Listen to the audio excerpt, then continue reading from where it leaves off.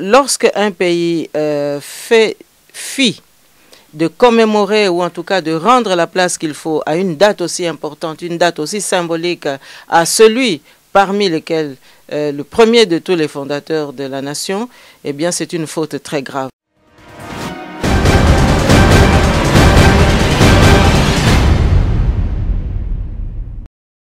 Politiquement, il faudrait d'abord essayer de comprendre, est-ce que la CPI, en prononçant cette sentence, en recommandant que les séquences qui vont suivre puissent condamner notre compatriote, est-ce qu'en faisant cela, la CPI cherche à interpeller la classe politique africaine?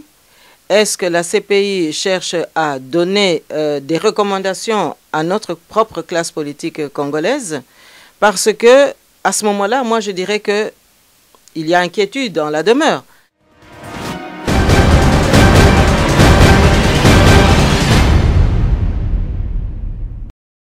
Nous avons toujours dit que le peuple congolais ne s'est jamais soustrait au dialogue.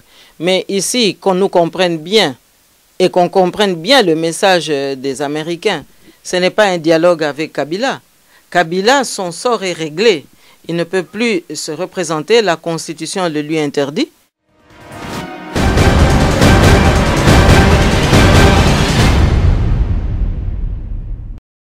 Opposant tout Congolais, très prudent par rapport à Sassou. Peut-être Sassou à promettre que notre bien dans la Kabila n'a pas poids.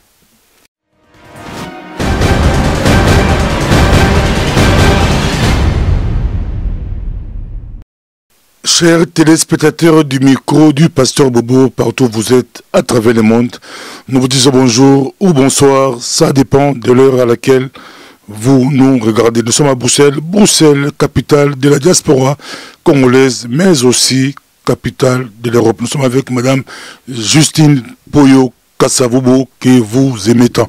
Bonjour Madame Justine. Bonjour Pasteur Bobo. Bruxelles bouge, la capitale de l'Europe a été frappée par les attentats. Votre réaction? Mais d'abord, nous présentons toutes nos condoléances à l'ensemble des victimes. Il est tout de même très touchant pour nous de constater que ce drame, cette tragédie arrive en Belgique, un pays évidemment qui a beaucoup de signification pour nous Congolais. Mais de la même manière que nous sommes vraiment émus et choqués par cette tragédie, nous devons également nous souvenir que c'est tout de même la jeunesse qui a été vraiment au cœur de cette tragédie. Et donc, nous sommes à la fois vraiment bouleversés, mais en même temps, je crois que les autorités de tous ces pays européens qui se sont ressaisis et qui se sont mobilisés et qui continuent à le faire, vont tenter de trouver les voies et moyens pour que de telles tragédies ne se reproduisent plus. Donc, nous sommes vraiment solidaires de la tristesse du peuple belge, solidaires de la jeunesse et de tous ceux qui ont été touchés. Mais en tous les cas, nous devons aussi nous servir des leçons que nous donnent les dirigeants européens dans la manière dont ils réagissent face à tous ces drames pour que nos dirigeants en Afrique puissent faire de même lorsque nous avons des tragédies de même nature. Bruxelles a été touchée. Bruxelles, c'est la ville où on trouve beaucoup de Congolais. Sûrement à l'aéroport, il y a des familles congolaises qui ont été touchées. On a évité des justesses. Il y a eu Mutombo Dikembe, Mokali, mais il y a eu beaucoup de Congolais qui ont été touchés. Même au métro, il est impossible que métro puisse être touché à Bruxelles sans pour qu'il y ait des Congolais à l'intérieur. Comment voyez-vous Bruxelles? Quand on touche Bruxelles, on touche les Congolais aussi. Ben, j'aimerais bien le voir ainsi, parce qu'à ce moment-là, je dirais aussi que quand on touche le Congo, on devrait pouvoir toucher Bruxelles aussi. Donc je ne fais pas ici de la sélection d'émotions, mais je constate tout simplement que, évidemment, la Belgique est aussi terre d'accueil pour beaucoup de Congolais.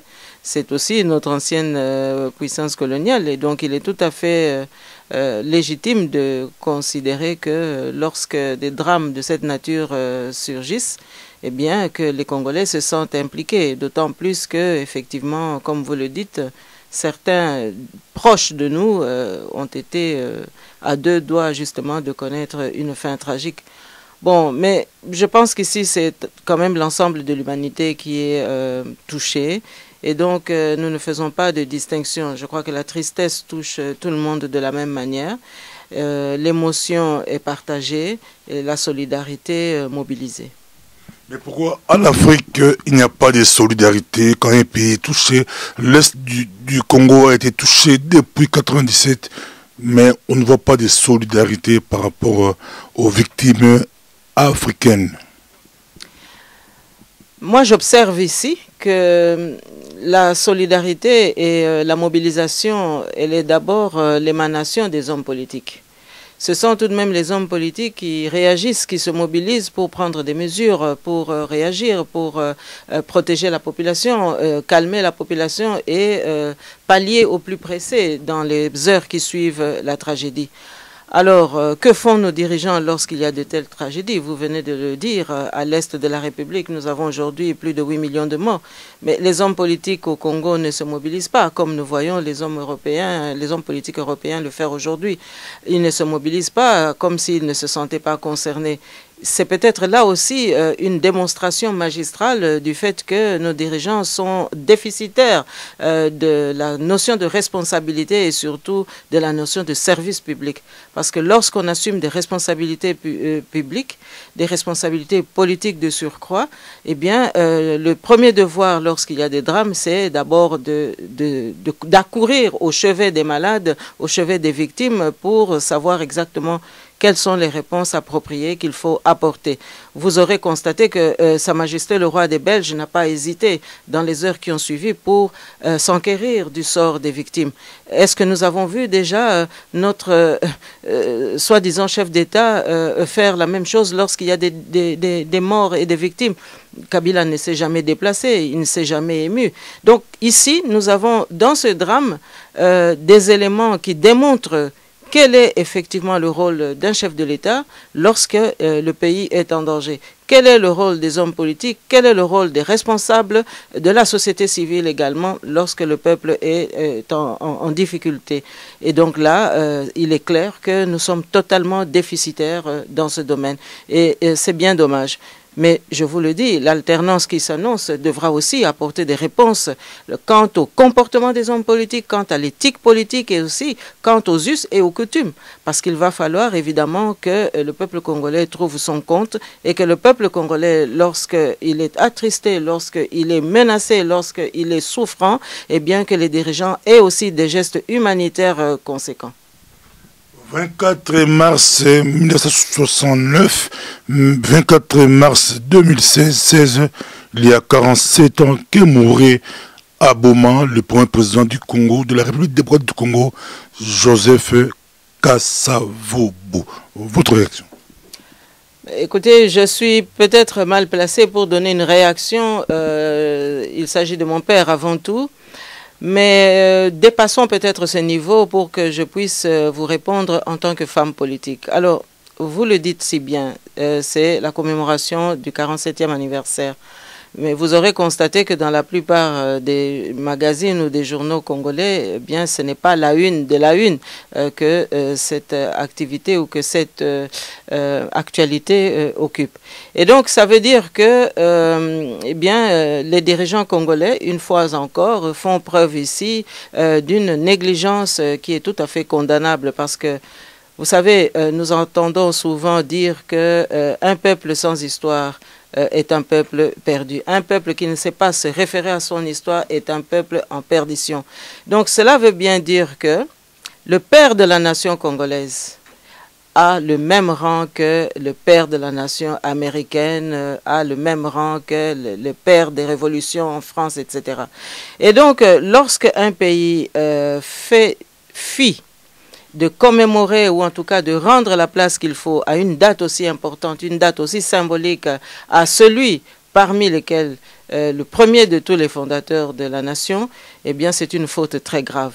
Et donc nous sommes là en train de vivre des conséquences qui s'expliquent aussi par le fait que les dirigeants politiques congolais ne se sont jamais vraiment préoccupés d'apporter toute la symbolique et tout le poids historique qu'il faut à cette date, et c'est bien dommage. Mais encore une fois, ça nous démontre ici que nous n'avons pas affaire à des responsables, à d'hommes d'État, mais tout simplement à des dirigeants politiques qui ont souvent plutôt essayé de satisfaire des besoins partisans.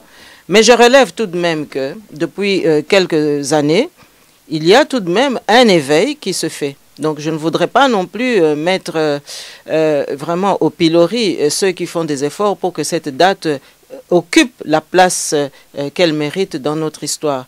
Vous aurez constaté que dans la province du Bas-Congo, et malheureusement pour le moment ce n'est que dans cette province-là, il y a des initiatives qui ont été mises en place pour que cette date ne passe pas inaperçue. Eh bien, je félicite nos frères qui ont eu toutes ces initiatives, mais je pense que ça reste insuffisant. Parce que le président Joseph Kasavubu s'est distingué par un comportement éthique absolument remarquable. Il s'est distingué par une gestion absolument infaillible des deniers de l'État. Il s'est distingué par le souci de l'intérêt supérieur de la nation. Et je trouve aujourd'hui que la récompense qu'on lui rend est bien maigre. On le suit partout à travers le monde. Si vous étiez aux commandes, vous êtes femme politique, qu'allez-vous faire? Qu'est-ce qui n'a pas été fait? Qu'est-ce qu'on devrait faire si vous étiez là? Mais vous savez, nous n'avons pas attendu que nous ayons des prétentions quelconques pour inspirer des solutions. D'abord, il y a réparation. Il faut pouvoir réparer les erreurs qui ont été commises. Nous n'avons pas le temps aujourd'hui de les énumérer. Parce qu'il faut retenir la bonne foi que les uns et les autres, ici ou là, ont pu manifester. Mais il est clair qu'il y a certaines choses qu'il faut réparer, mais il y a aussi certaines, comment dirais-je, certains points d'importance dans notre histoire qu'il va falloir restaurer, notamment par rapport justement à la filiation historique dont nous sommes absolument les héritiers aujourd'hui. Donc, je pense qu'au Congo, nous ne manquons de rien, hein, aussi bien au niveau des ressources naturelles qu'au niveau de la représentativité politique, au niveau de la combativité politique et au niveau aussi de l'histoire de notre pays. Nous avons eu des vaillants fils de ce pays qui se sont battus pour que notre pays soit indépendant, mais c'est plutôt nous, peuple congolais, qui n'avons pas été dignes de cet héritage-là. Et donc, il y a beaucoup de choses qu'il va falloir restaurer, ne serait-ce qu'au principe, selon le principe républicain. Parce que, vous savez, gérer une nation, conduire un pays, c'est avant tout d'encadrer ce pays dans des principes et dans des valeurs et dans des lois qui puissent être opposables à tous. Il y a 47 ans, comme nous l'avions dit, Kemouré Kasavubu, vous l'avez déjà dit, mais aujourd'hui c'est vraiment spécial. On pourrait dire, la partie c'est spécial, Kasavubu. Il est mort il y a 47 ans. Vous étiez en Suisse à l'école. C'est peut-être de raconter rapidement. Et puis, les premiers jours que vous êtes arrivé au Congo, je crois, vous étiez à Boma pour voir la tombe de votre papa. C'était comment? Si vous pouvez nous raconter. Bon, l'histoire mériterait bien plus qu'une émission, mais si vous voulez, très succinctement ici, ce que je veux dire, c'est d'abord qu'on doit retenir que Joseph Kasavubu a été une personnalité très spirituelle, une personnalité portée par l'amour de son pays, mais également une personnalité qui avait un rapport particulier avec Dieu.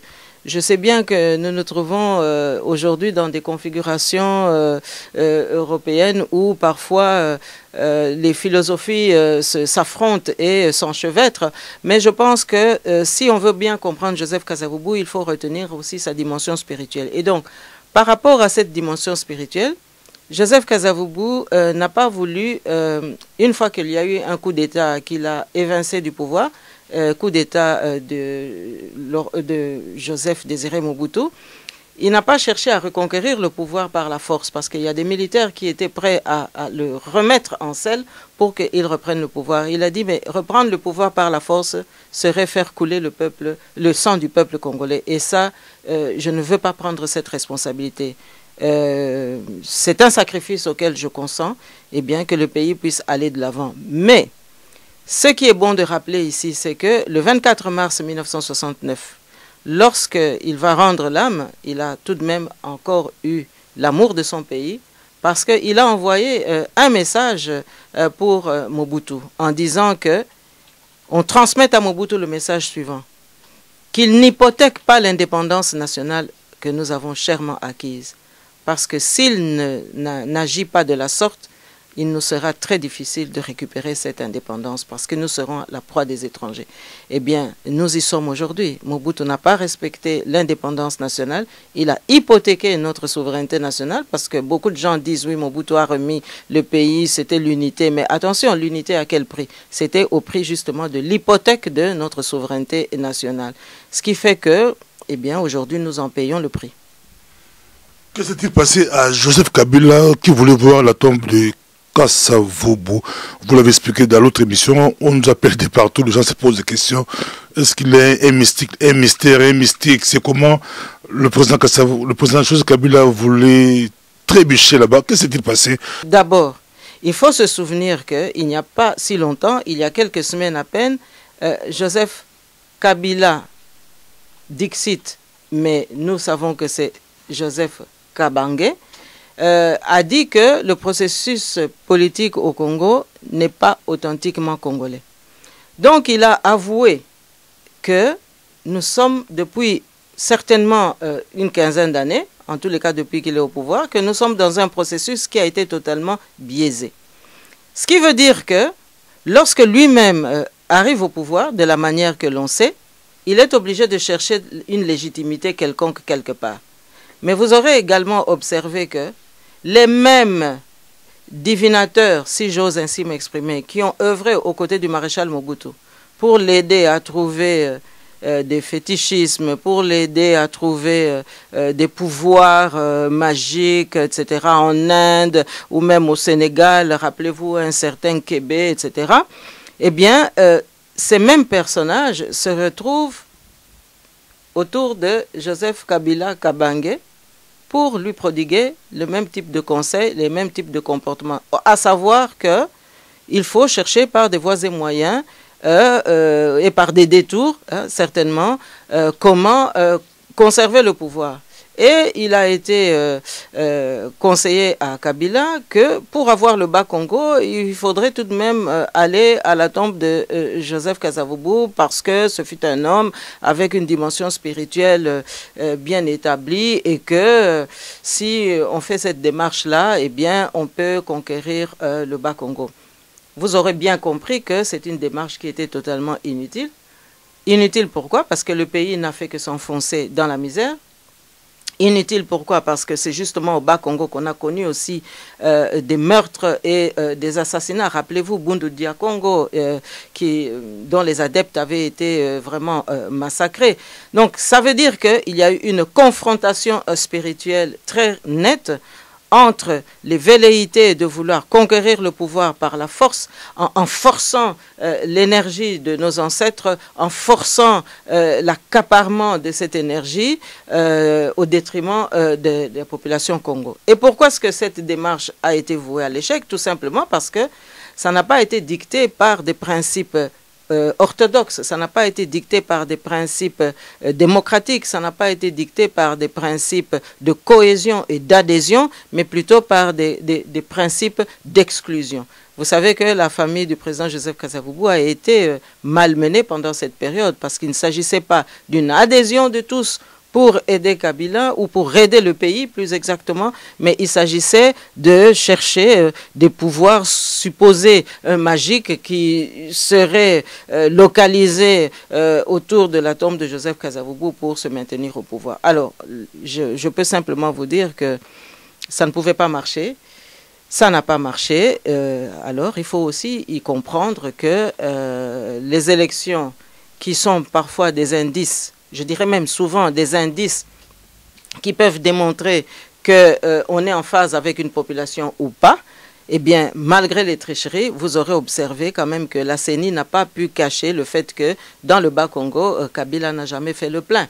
Ben, c'est parce que justement, nos ancêtres n'ont pas du tout apprécié la manière dont certains comportements ont été orchestrés autour de la tombe de Joseph Kasavubu, et je vous ferai même observer que le fameux mausolée, c'est une œuvre inachevée. Et donc, au lieu d'honorer la mort du père de la nation, on a plutôt profané sa tombe. Bon, évidemment, le récit est très long, parce que je pourrais aussi vous dire qu'il y avait des signes précurseurs qui montraient qu'il ne fallait pas agir ainsi, parce qu'il y a un testament que Joseph Kasavubu avait laissé, un testament qu'il a recommandé de suivre, et que la veuve, c'est-à-dire notre mère, avait suivi de son vivant, mais dès que notre mère était décédée, eh bien, les sbires du moboutisme ont repris du service pour induire la République dans des mauvais schémas. Et voilà, aujourd'hui, nous en payons le prix. Parce que comment voulez-vous qu'on puisse prétendre honorer la mémoire du père de la nation lorsque la plupart des membres de la famille du président Joseph Kasavubu sont malmenés? Il n'y a pas si longtemps, il y a quelques jours encore, nous parlions justement des mauvais traitements auxquels nous sommes soumis, hein, et auxquels on prête juste le prétexte que nous sommes de l'opposition. Mais écoutez, le problème est complexe, il y a énormément de choses à dire, mais je voudrais simplement ici me limiter au fait que, eh bien, Kabila s'est trompé. Ce n'est pas ce qu'il fallait faire, et puis en plus ce qu'ils ont fait, ils l'ont mal fait, et au final c'est plutôt une profanation dont il s'est agi. On va y revenir, l'actualité a bougé dans la diaspora, au Congo, partout, le procès Bemba, le verdict Bemba, Jean-Pierre Bemba Gombo, reconnu pénalement coupable comme chef. Votre réaction jusqu'à ça?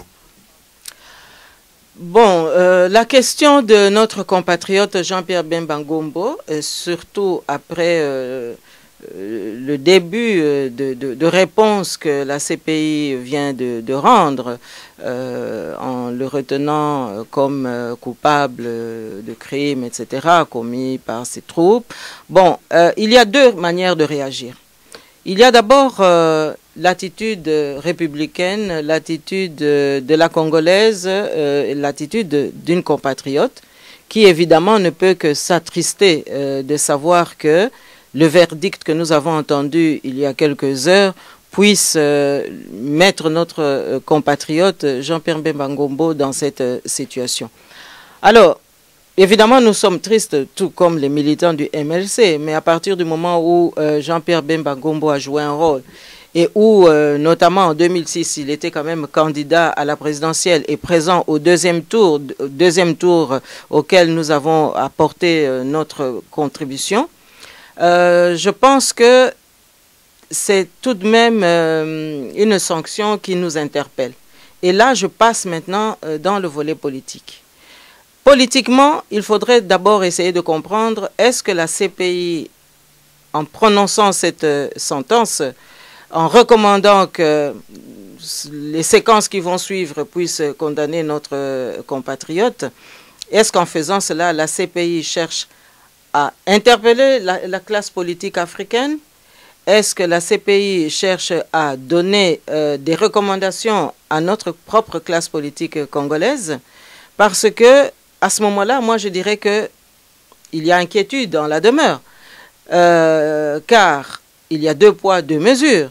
Si on condamne Jean-Pierre Bemba Gombo parce qu'il fut chef rebelle et que ses troupes ont commis des crimes en Centrafrique, peut-être ailleurs, nous n'avons pas tous les détails des tenants et aboutissants, mais on relève aussi que d'autres leaders des rébellions, à la même époque, qui ont aussi combattu le régime central de Kinshasa, eux se trouvent en liberté. Parce que si on condamne Jean-Pierre Bemba Gombo, est-ce une manière de dire, bah, attention, ce n'est que le début, et donc nous aurons aussi à traiter le cas du RCD Goma, dirigé à l'époque par Azarias Oroberois, les Jean-Pierre Ondekane, les Tambwe Mwamba. Ça veut dire qu'on tiendra compte aussi de l'implosion du RCD Goma en RCD-L Lumbala et en RCD-N-L Nyamwisi. Donc ça veut dire aussi que les prochains chapitres vont concerner d'autres leaders probablement du MLC, parce que Jean-Pierre Bemba Gombo, leader du MLC, mais il devait sans doute avoir un adjoint ou en tout cas des personnalités qui pouvaient assurer des fonctions intérimaires lorsque lui, par exemple, était absent. Est-ce que ça veut dire qu'on va aussi les poursuivre? Alors finalement, est-ce que le message c'est de nous dire qu'on met fin à l'impunité? Là, j'accueille tout de suite la recevabilité d'un tel point de vue. Parce que ça voudra dire que on tiendra compte de la fin de l'impunité pour interpeller également les conséquences de toutes ces rébellions, à savoir le CNDP, de Nkunda Batouare, à savoir également le M23, dont vous connaissez aussi les tenants et les aboutissants. Mais ça veut dire aussi que si on veut aller plus loin, eh bien, l'exemple devra également toucher sans doute certains dirigeants. Donc, il faut maintenant vraiment s'appliquer à chercher à comprendre si la CPI est en train de nous parler en nous disant, bon, peuple africain, nous vous avons entendu, nous avons assez compris votre soif de liberté, votre soif de démocratie, votre soif aussi humanitaire. Et donc maintenant, nous allons nous occuper de tous les dictateurs aussi qui tuent. Ben, alors à ce moment-là, nous pensons que la plainte que Mzee Laurent-Désiré Kabila avait déposée en son temps contre M. Paul Kagame pour l'agression dont nous sommes victimes, agression reconnue tardivement, mais reconnue tout de même par l'ONU, contre le peuple congolais. Donc ça veut dire aussi que le tour de M. Paul Kagame viendra. Alors, si le message de la CPI, c'est évidemment d'apporter un début d'apaisement à la population africaine, que maintenant on va vraiment s'occuper de tous ceux qui font le mal et de tous ceux qui ne respectent pas leur constitution et de tous ceux qui tuent leur population, ben alors à ce moment-là, nous pouvons vraiment dire que nous entrons dans une ère nouvelle. Si c'est la fin de l'impunité, et donc c'est peut-être aussi un encouragement que la CPI est en train d'entretenir pour que tous ceux qui ont de la matière puissent apporter cela de manière à ce que les plaintes soient établies clairement, en bonne et due forme, de sorte que cette institution demain ne meure pas et que même si aujourd'hui certains dirigeants africains boudent la CPI, mais qu'elle gagne sa nouvelle crédibilité parce que justement, elle aura à cœur de restaurer la crédibilité qu'elle a perdue parce que elle a trop donné l'impression qu'elle s'occupait uniquement des Africains et en tous les cas du mauvais côté de la barre. De plus en plus de voix s'élèvent. Faut-il quitter la CPI? Est-ce que c'était un procès politique? Ni Bozizé, ni Patassé. Personne n'a été interpellé. Dans tout ce qui s'est passé en Centrafrique, il n'y a que Bemba qui a payé procès politique.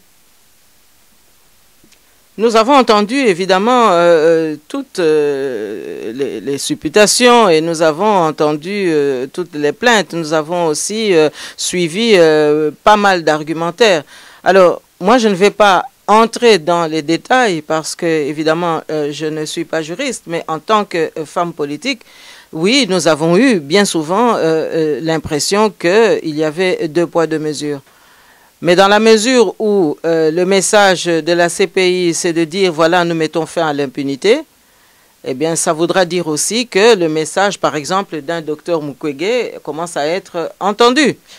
Parce que je vous rappelle ici que le docteur Mukwege ne cesse de répéter qu'il n'a pas envie d'être toute sa vie restante un réparateur de femmes, mais c'est-à-dire un mécanicien quelque part. Donc vous voyez, si on veut jouer avec les mots, c'est même insultant quelque part que on puisse continuer à consoler celui qui répare le mal, mais qu'on ne lui donne pas l'apaisement en trouvant des solutions en amont par rapport à ce mal. Autrement dit que toutes ces victimes, surtout des femmes et des fillettes et des jeunes gens qui sont massacrés à l'est de la République, eh bien, et qui sont parfois envoyés dans des fosses communes, qui sont totalement abîmés dans leur chair et qui arrivent souvent sur les tables d'opération dans des situations quasi désespérées, mais ça voudrait dire qu'enfin, on va pouvoir s'occuper des auteurs de ces massacres. Et je crois que ce cri-là, eh bien, en tant que maman, j'aimerais aussi avoir le soulagement par rapport à cela. Et nous attendons toujours. Et c'est pour cela que moi j'interpelle encore une fois ici Madame Zouma, qui est tout de même la présidente de la Commission africaine, pour qu'elle s'émeuve aussi de cette situation, qu'elle se prononce sur ces situations et qu'elle ne privilégie pas simplement les intérêts d'État qui, comme on le sait toujours, ce sont surtout des intérêts économiques. L'Amérique demande un dialogue en République démocratique du Congo. Nous tendons vers la fin, on dit vers 2016, vers décembre 2016, c'est pour très bientôt. Et l'Amérique fait pression, que ce soit au pouvoir Kabila et puis à l'opposition. Dialogue. Nous avons toujours dit que le peuple congolais ne s'est jamais soustrait au dialogue. Mais ici, qu'on nous comprenne bien et qu'on comprenne bien le message des Américains, ce n'est pas un dialogue avec Kabila. Kabila, son sort est réglé. Il ne peut plus se représenter, la Constitution le lui interdit. Et puis le principe même que la communauté internationale voudrait voir appliqué en Afrique ne lui permettent plus de s'entêter dans ce sens. Donc s'il veut orchestrer encore des manœuvres dilatoires, là, c'est un règlement de compte auquel il s'expose par rapport à ceux qui, hier, l'avaient soutenu. Donc, les Congolais dialogueront lorsque le moment sera indiqué, mais en tous les cas, il n'est pas question et il n'est pas souhaitable qu'il y ait un dialogue avec le partant, parce que ce n'est pas lui qui doit apporter les solutions, mais ceux qui dialogueront, ce sont ceux qui ont prétention à pouvoir apporter les changements nécessaires et à opérer justement le redressement économique de notre pays. Parce qu'il faut tout de même se rendre compte aujourd'hui que nous sommes un pays qui, il y a des familles où il manque même $1 pour vivre par jour. Alors si la moyenne situe la survie entre 1 et $2, mais c'est tout de même scandaleux parce que nous sommes un pays qui ne manque pas de ressources. Alors, vous allez me dire que la gouvernance a souvent été déficitaire. Je vous le concède bien volontiers. Mais il y a eu aussi beaucoup d'espérance et nous incarnons aussi une part de cette espérance pour que le peuple congolais sache que demain, des jours meilleurs sont à l'horizon. Merci beaucoup, nous sommes presque à la fin, mais on va essayer d'entrer en lingala rapidement. Bali Kolanda Bisso, Madame M. Sinpoyo Kassavou, tu as rappelé que Toza, le 24 mars 2016, mais Kassavou Bakoufaka en 1969, donc 47 ans après le lot.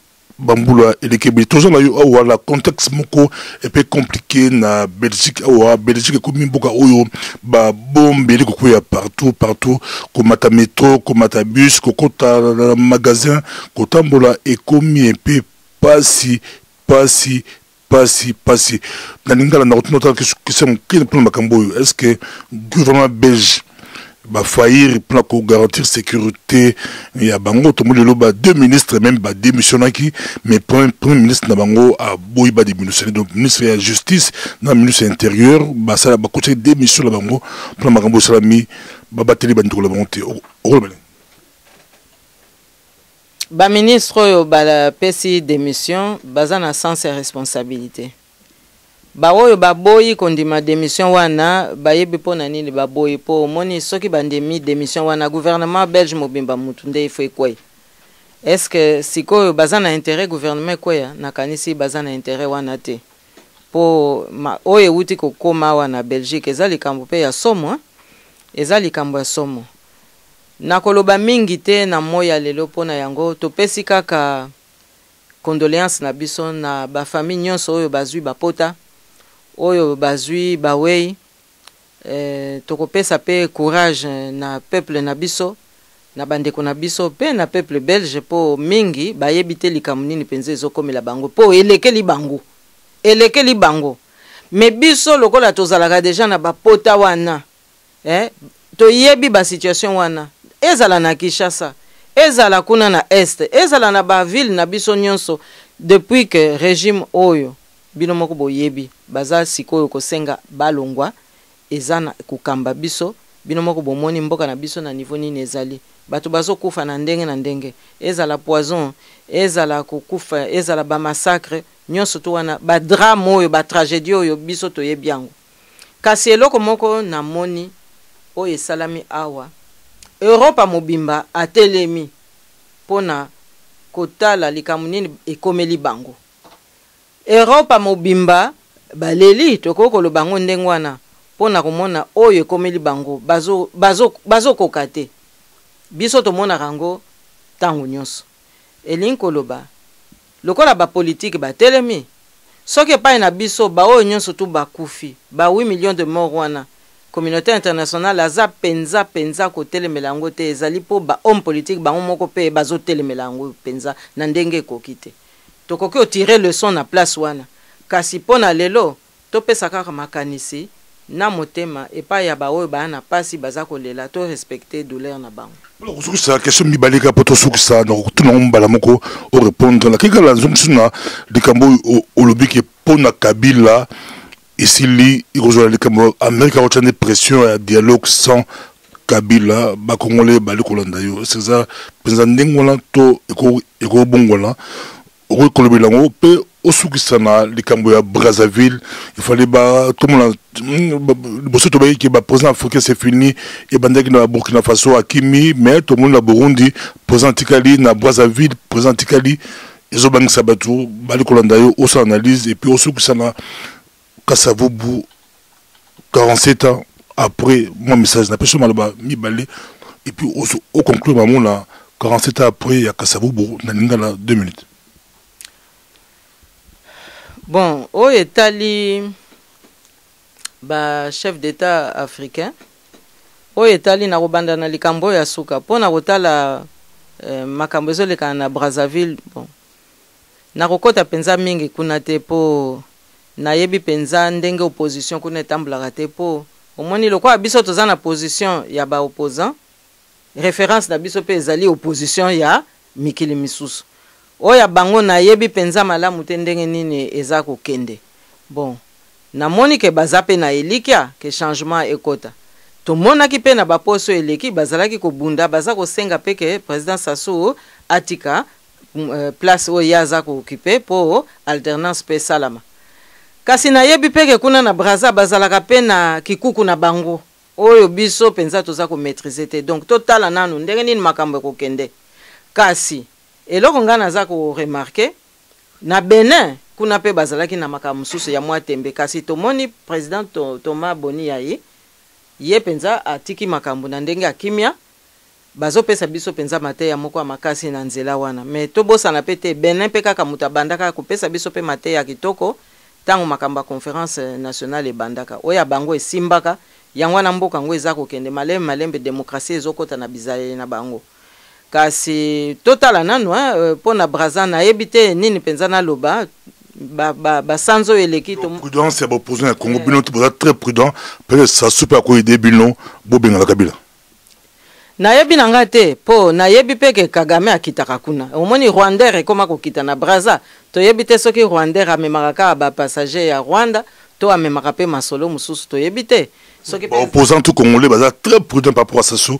Tu es évité peut-être ça à promettre que notre bien dans la Kabila n'a pas de en tout cas na évité mais ngai soki na yoki posa audience pas président Sassou po na nga na kokota na masolo na bango te soki lobi kuna makamusu sezo tinda ke po eza pays voisin soki posa ko senga audience ezali po na likambo moko boye songolo pakalato nini toko senga audience Kabila le pape que deux poids deux mesures et peut mandami balé bogo senga audience yangande boy même à au téléphone bobo yamba téléphone kasi papa pasteur Bobo président Sassou Nguesso aza congolais ozongi singa lisusu na lisolo wana papa pasteur Bobo tikana président Sassou Nguesso aza congolais mais ye moko Kabila alobaki processus eza congolais te ye moko amiti na place ya mopaya akati makambo ye moko papa pasteur bali ko na biso ezaki sengo kozana yo penza na si point kala ki e ali kambu ya Kasavubu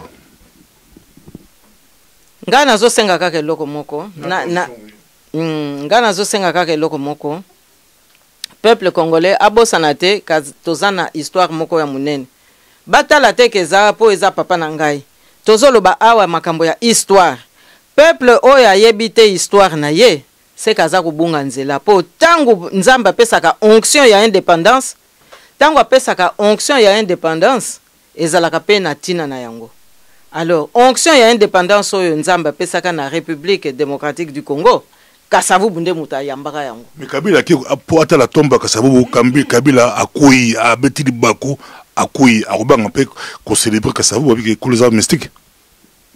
Azana tina ya kota na bamakambo na te ye eza mopaya akota na ye na makambo etali ete et c'est tout. Merci beaucoup. Ezalaki Sengo Koyamba madame Justine Poyo Kasabu ezalaki très spécial papa naye papa président de Bosso ya Congo lelo ekokusi 47 ans lelo ya moto yamba ki pesa plutôt qui affaire Jean-Pierre Bemba totali pe makambo ya Congo pression aux États-Unis ali kochana ba opposant na pouvoir en place mais pour la Justine Poyo Kasabu boza pression moko ya transition sans Kabila 1 minute tout succès.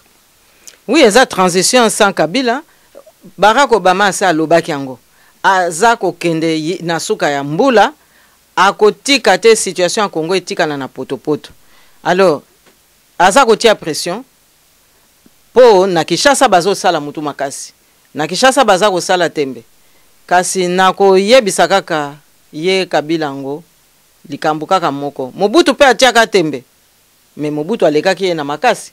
Mobutu azalaki na ba support asali 32 ans. Mais Mobutu asukaki ndenge nini? Ba pression wana ilongaki kaka ye.